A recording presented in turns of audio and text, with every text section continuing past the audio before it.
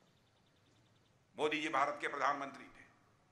कुछ लोग हमारे देश की सीमा में हमारे पड़ोसी देश से घुसकर और रात के समय सोए हुए हमारे जवानों के ऊपर कातिलाना हमला करके चले गए। उरी या पुलवामा की 2 घटना हुई। उसके बाद जो हुआ आपको मालूम ही है, एयर स्ट्राइक, सर्जिकल स्ट्राइक, और हमने सारी दुनिया को संदेश दे दिया भारत के अंदर वह ताकत है कि भारत जरूरत पड़ने पर इस पार भी मार सकता है, जरूरत पड़ी तो उस पार भी जाकर भारत मार सकता है।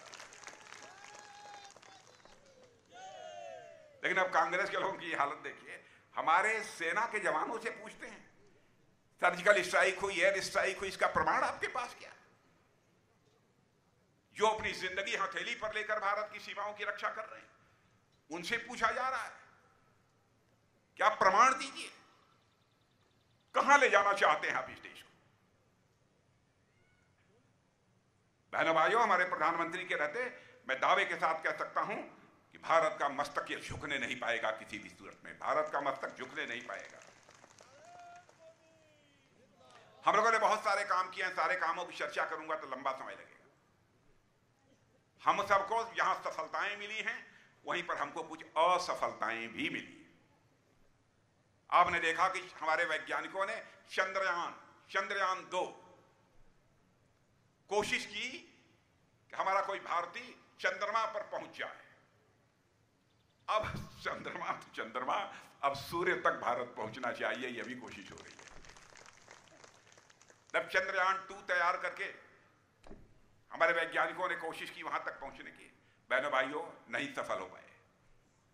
वैज्ञानिकों की आंखों में आंसू आ गए, क्योंकि मैं स्वयं वैज्ञानिकों के बीच, क्योंकि डीआरडीओ वैज्ञानिकों का जो विभाग है मेरे पास भी है, मैं देखता हूं जब उनका कोई प्रयोग सब असफल हो जाता है, विफल हो जाता है, क्या हालत होती है।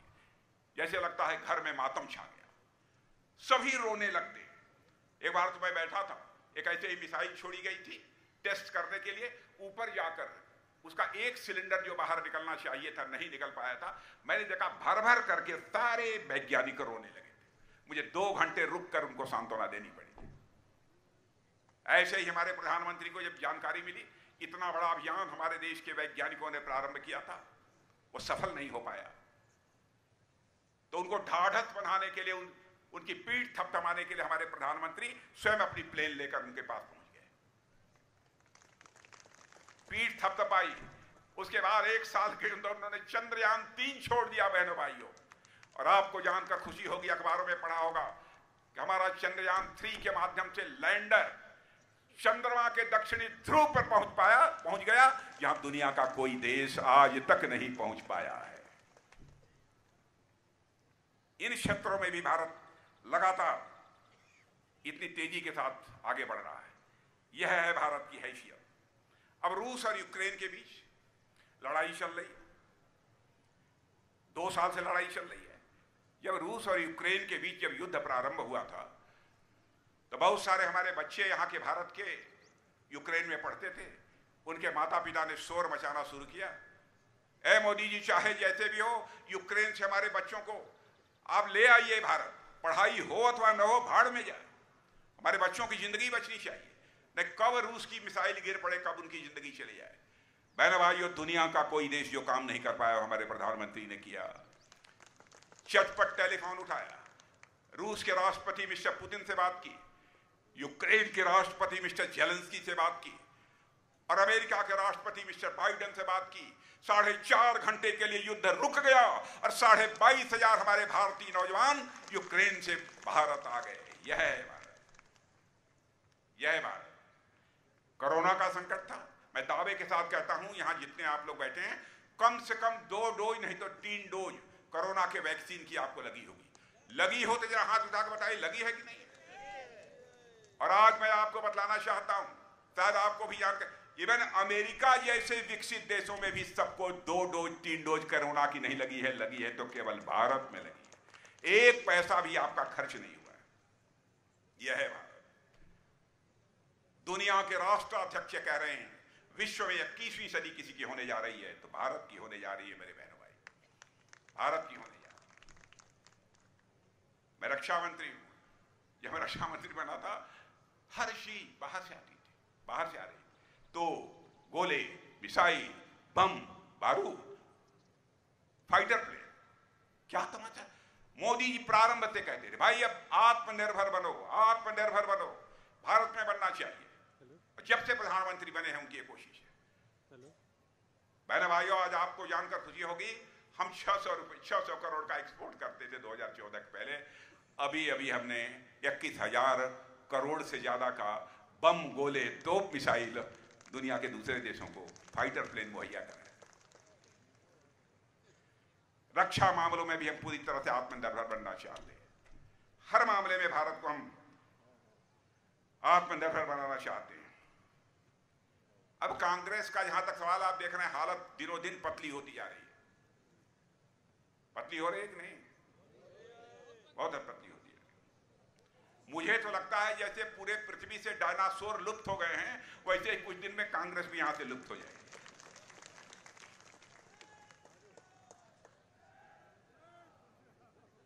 और कल मैं उत्तराखंड में था, सार्वजनिक सभाओं को संबोधित कर रहा था, तो कुछ वहां पर थोड़ा सा कांग्रेस पहले कुछ थी, कुछ दम था। तो मैंने वहां की जनता से कहा, ऐसे ही बहुत भीड़ भाड़ थी, बड़ी अच्छी खासी संख्या में जनता थी। मैंने कहा साहब अब वहां कांग्रेस की सरकार भी कुछ दिनों तक रही। अरे मैंने कहा भैया कांग्रेस को छोड़ो, अब कांग्रेस पहाड़ चढ़ने लायक नहीं रह गई है, अब काफी बुजुर्ग हो गई है, काफी बुजुर्ग हो गई है। आप देखते होंगे रोज आपस में मारा मारी मची है।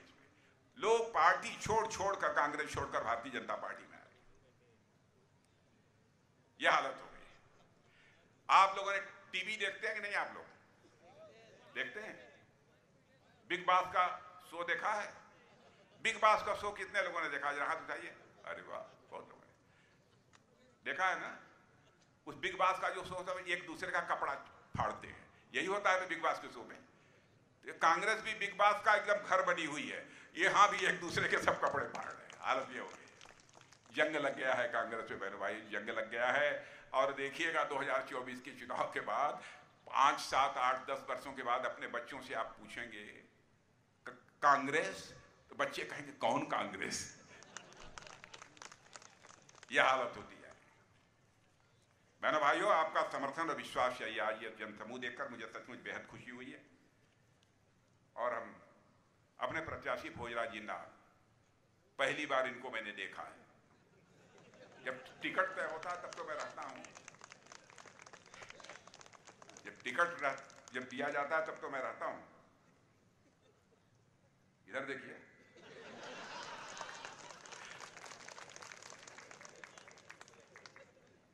बहनों भाइयों, भोजराज जी चेहरे से ही संत लगते हैं, प्रकृति से भी संत है। सहजता, सरलता, पराकाष्ठा की है। इनको नख से लेकर शिखा तक देखिए। और मैं विश्वास के साथ कहता हूं कि जिन्हें सांसद चुनकर आपने भेजा है, तो निश्चित रूप से इस क्षेत्र को आगे बढ़ाने में जितनी मदद होगी वो आपकी मदद करेंगे।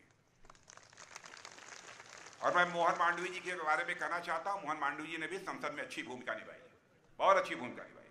रामायण वो भी बांटते हैं, लेकिन हमारी पार्टी में क्रम ये चलता रहता है। आज कभी किसी को टिकट मिल गया, कभी किसी को टिकट मिल गया, लेकिन मैं मोहन मांडवी जी की भी मैं सराहना करना चाहता हूं। उनके चेहरे पर आज मैंने शिकन नहीं देखी है, बहनों भाइयों। इसका मतलब पूरे समर्पण के भाव से पार्टी के लिए वो काम करने के लिए तैयार है। उनकी भी मैं सराहना करना चाहता हूं। तो भोजराज जी, जनता ने तो मन बना लिया है आपको संसद में भेजने का। संसद में जाएंगे तो कपड़ा वपड़ा बदलेंगे कि यही रहेगा? संसद में इनको भेज दीजिए, मैं देखूंगा कौन सा कपड़ा पहने, जरूरत होगी तो मैं ही बनवा दूंगा इनके लिए। लेकिन इन्हें भेज दीजिए, ऐसा व्यक्ति जाना चाहिए भारत की संसद में, मेरे बहनों भाई। और ऐसे व्यक्ति भारत में यदि पहुंच सकते हैं भोजराज जी जैसे, किसी पार्टी के माध्यम से, तो केवल भारतीय जनता पार्टी के माध्यम से पहुंच सकते। अब इससे ज्यादा कुछ न कहते हुए मैं पुनः एक बार शीश झुकाकर आप सभी का अभिनंदन करते हुए अपना निवेदन यही समाप्त करता हूं। आप सबको बहुत बहुत धन्यवाद। बोलिए भारत माता की।